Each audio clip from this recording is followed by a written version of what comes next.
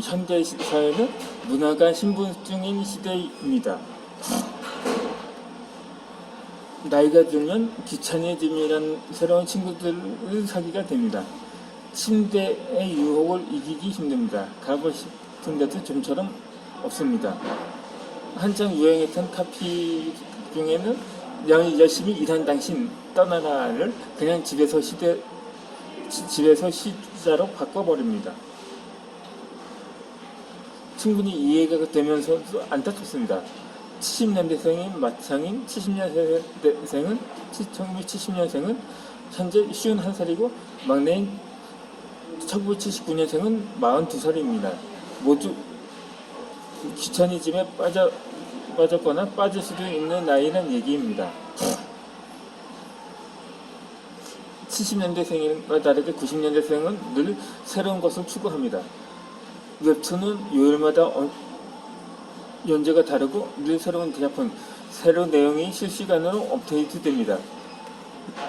강철비, 이태원 클라스, 쌍꺼포차, 치조 인더스트랩 등등 영화나 드라마로 익숙한 작품들이지만 원작은 모두 웹툰입니다.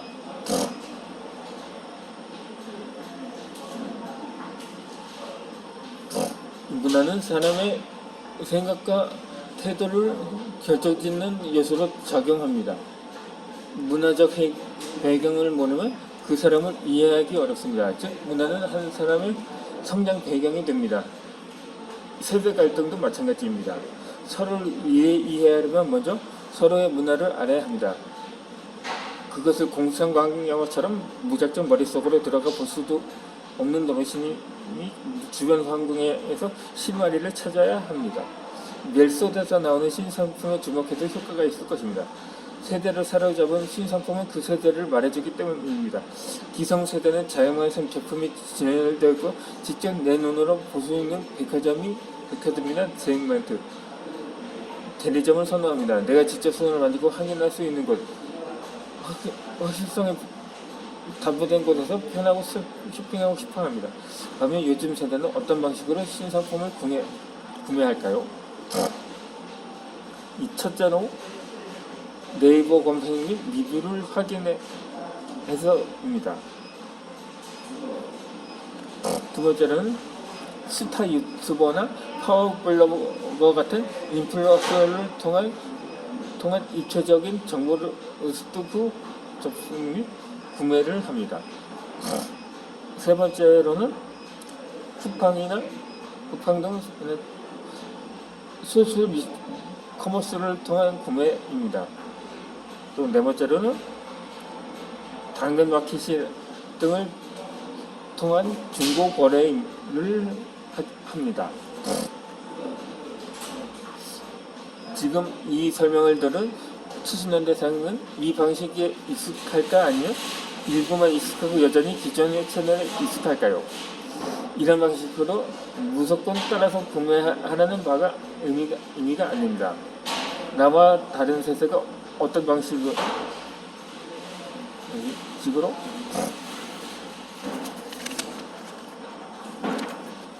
생활하고 있는지를 이해하는 것은 그들과 함께 일하는 데 상당히 중요합니다. 그렇게 매력은 스스로 만들어내야 합니다. TV 프로 가운데 백종원의 골목 식당에 나온 식당을 인플루언서들이 방문하고 경쟁적으로 후기를 남기면 바로 일반 식객들이 줄을 섭니다. 실제로 그렇습니다. 출연자 백종원 씨는 요식업에서는 누구나 다 아는 성공한 60년대생 기성세대입니다. 백종원 씨의 성공 요인은 진심으로 상대가 성공하기를 바라던 진정 승리는 저하가 질책에 있다고 봅니다. 일방적으로 말하지 않고 대화하고 경청합니다. 대회에서 어떤 식당으로 만들어버리고 매출을 이끌어냅니다. 편안한 외모와 구수한 사투리가 그의 진정승리에 더해서 엄청난 매력으로 다가오는 겁니다. 것입니다.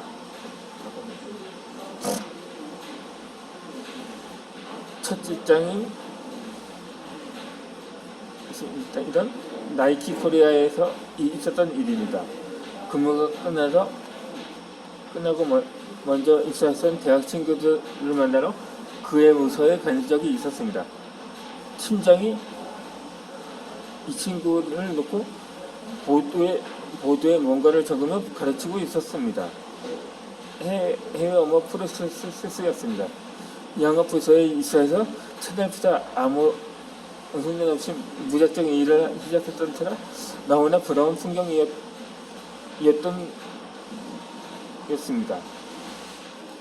팀장은 나서 같이 앉으라고 하고 수업은 계속되었습니다.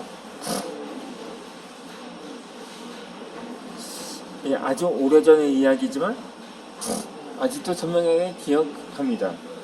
다시금 교육이라는 비전을 떠오르게 만든 계기가 되었기 때문입니다. IMF로 인해 생존이 급했던 당시 회사 내의 교육 시스템은 제대로 갖춰지기가 어려웠습니다. 그럼에도 불구하고 의지를 가진 개인이 금쪽 같은 시간을 쪼개서 후배 교육에 나섰던 것입니다. 요즘 말로 매력이 뿜뿜했습니다. 즉시 그 팀장 밑에서 배우고 성장하고 싶다는 욕심이 생겼고 결국 1년 후 팀이 합류했습니다. 이 역으로 이런 경우도 있었습니다. 국내 외국의 회사에서 근무하다가 본사를 발령받는 것은 정말 멋진 일입니다. 본사에 가면 더 많은 것을 경험하고 더 성장할 기회를 가집니다. 재능가 있다면 덤으로 전혀 다른 생활 문화를 체험시킬 수 있는 기회가 되기도 합니다. 하지만 모두가 성공하는 것은 아닙니다. 20년 전 국내 지사에서 임원을 역임하다가 본사를 발령이 났는데 며칠 지나지 않아 다시 돌아온 선배가 있었습니다. 궁금해서 당사자에게 물었더니 영어로 답했습니다. You have to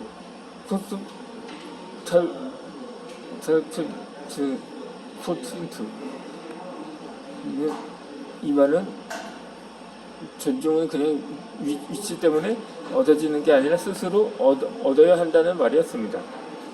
한국식 습관에 익숙한 터라 본인 스스로 모든 일을 해야 하는 봉사 생활이 몹시 힘들었던 것입니다.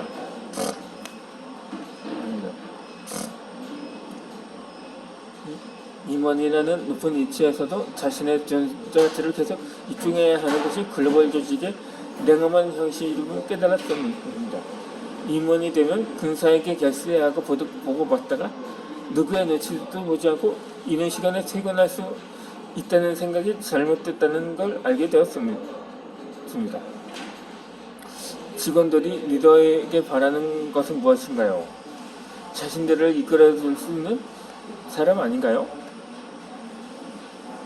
지금처럼 한 치 앞을 내다볼 수 없는 환경에서는 더욱 절실합니다. 그래서 리더는 언제나 눈에서 레이저가 나오는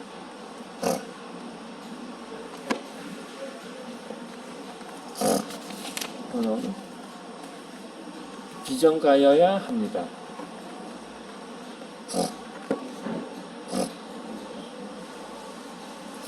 요즘은 영화를 거의 찍지 않는 할리우드 최고의 액션 배우가 있습니다. 리셀 워펀, 브레이브 하트, 배드니스 오브 맥스 등을 통해 전 세계와 한국 팬심을 확보한 멜 깁슨이 바로 그 주인공입니다. 주로 액션 작품을 찍었지만 원 위민 먼트라는 독특한 작품도 그의 대표작으로 꼽을 수가 있습니다. 욕조에서 헤어드라이기에 감전되면서 넘어지는 액션을 제외하면 과격한 액션을 찾아볼 수 없는 달콤한 코미디 영화입니다. 주인공 멜 깁슨은 권위적 남성을 대표하는 사람인데 어느 날 새롭게 본인 위로 영입된 여성 임원으로부터 여성을 이해해보라는 요구를 받게 됩니다. 그리고 이 여성용품이 가득한 박스를 받습니다. 그 과정에서 마스카라, 립스틱으로 화장을 하고 여성 속옷을 입어보고 더 나아가 왁싱을 바르는 이색스러운 장면이 나옵니다. 새로운 영역으로 들어가기 위해 고군분투하는 모습이 실소를 자아내면서도 진한 공감을 불러일으킵니다.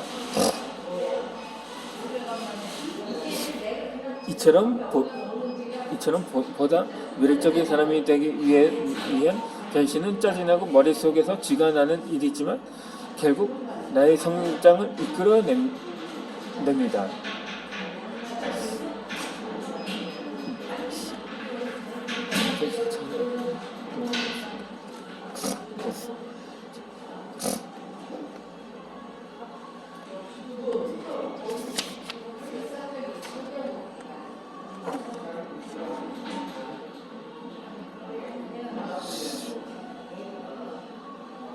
마음의 한 구석에 먼지 묻을 때 담질러 있던 청년을 끄집어내야 합니다. 얼마나 당당하고 멋진 일인가요? 낡은 경차는 진입할 수 없다고 으름장을 놓는 조직에 당신의 마음속에 장착된 스포츠카의 심리장을 제시해보기를 바랍니다.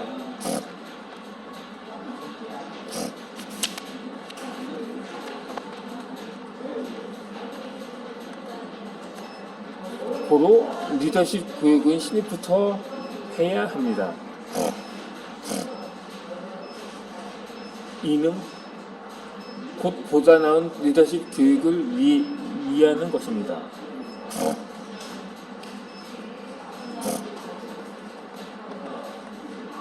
일반적으로 기업은 임원이나 팀장을 대상으로 리더십 워크숍을 진행합니다. 대개 1박 2일로 외부에서 진행하는 워크숍을 리더가 집중적으로 이런 교육을 받고 실수까지 합니다. 이때 직원들은 본의 아니게 이틀 정도 즐거운 방학을 맞이야 합니다. 그러면서도 이번에는 우리 팀장이 뭘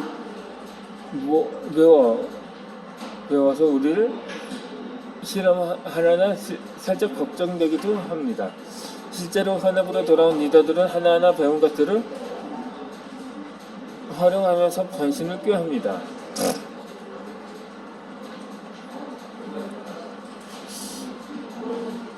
한편으로 인사교육 담당자는 리더십 워크숍이니 당연히 리더십을 발휘해야 하는 위치에 있는 자들을 대상으로 진행하는 것이 적절하다고 봅니다. 또한 리더십 워크숍은 일반 교육들과 비용이 훨씬 많이 들기 때문에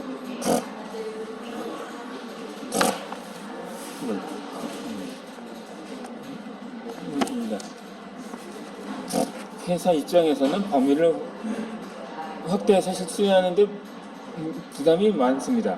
하지만 한정된 계산 성적은 일회성에 그친다는 문제 말고도 직원들과 격차를 더 벌린다는 부작용을 야기합니다.